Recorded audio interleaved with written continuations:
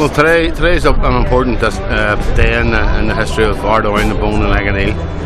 We're rededicating a garden of reflection. We're moving a garden which has been here for 40 years, and we've built a new area, a new space for people who lost their lives during the recent conflict. It's an important day for families of the people who lost their lives to come together, to see that the community still remembers, still acknowledges what happened, what people lost, what this and these communities went through, and I think it's just a memorable day in the favour of this community.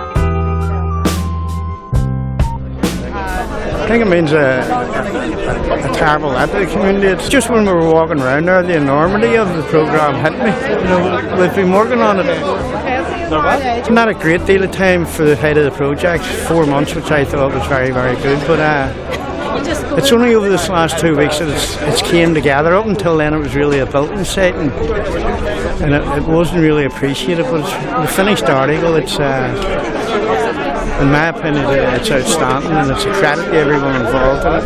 And I think the people in the three areas really appreciate the fact that it's there, and it will be there for very long after I'm not here.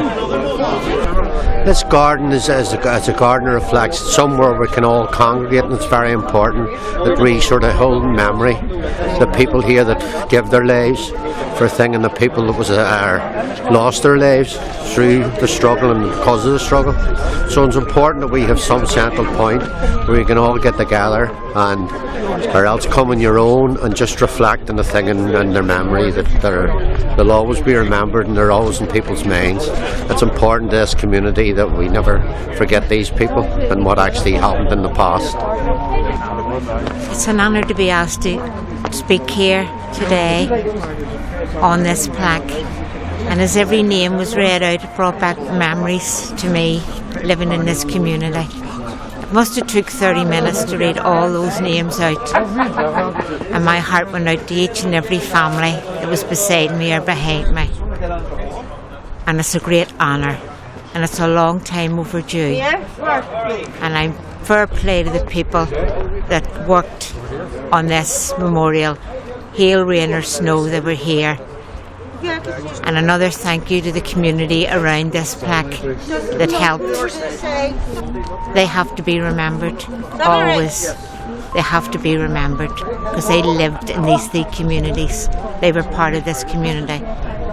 They never had a chance to live. Some as young as 5, 12, 14, 15, lives taken from them, and they'll always be remembered. Actually, I'm really delighted today. It's a combination of a lot of years' work. Oh no, when I'm talking about the year's work, I'm talking about the sort of like acquirement of the garden, and then a lot of hassle about coming that open.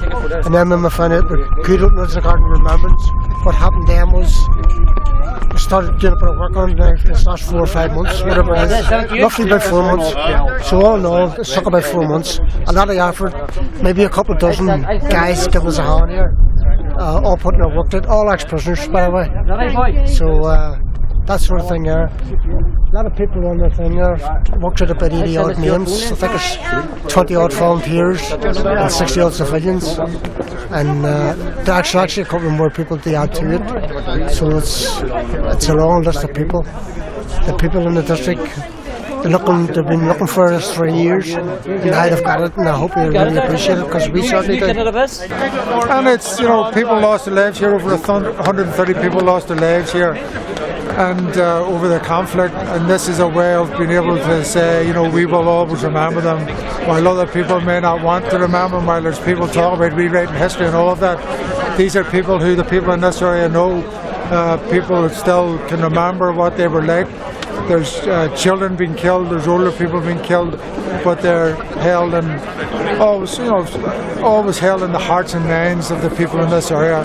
And to put them, to do this garden and to have their names on the wall is very important for their relatives, but also very important for this community, a very tight community who suffered way out of proportion. North Belfast suffered way out of proportion until the size of it throughout the very long conflict. So it's great, it's a great day. The cross that we have up here was also, actually it was dedicated in 1976, which is 40 years ago, so the anniversary of that, by Nora Connolly O'Brien, who was James Connolly's daughter, and also we had people, relatives of a number of those who fought in the 1916 rebellion here today as well. So it's a great day of remembrance, and it's a great day for people. People are very proud of what's been done here. I think today is a very special day for the community because, it has been spoken at length that this community was probably the epicentre of pain during the conflict, and in this area the parish alone, 99 souls were lost, 130 between the three areas, and so to have a garden of this stature, of something of this nature, is something very special, I think, for the community. I'm very proud to be part of today. I represented Ireland at the centenary of 1916 in New York on behalf of the government, and to be here today is equally special, because today is about community, today is about the people, today is about the people that we were served. So as a Passionist here today, I'm very proud, because Passionists are here since 1869, and we're here for so much of that suffering, so much of that pain, but also to be able to be here for the memory today and bless this garden is something I'm very proud of. I think this is probably one of the most significant days we've had locally. From I can ever remember, I think this is a befitting tribute to those that died in the area. Well, when we done this, when we originally came up with the concept of the Garden of Reflection, it was really to give a place, a tranquil place where people could come and reflect, not just about the loss in the community, but about the individuals. I mean, there's over 130 names in that plaque. That's over 130 individual stories where people, there was human lives there, there were people with families, and I think this is just our way of giving something back to the community where those people that did lose loved ones can come and reflect on it. I think one of the biggest things for us is this is a unifying thing. This is the amount of people that offered and give up their time, resources, donations. There was a unity of purpose, and I think that we need to build on that, and this area needs to build on that moving forward.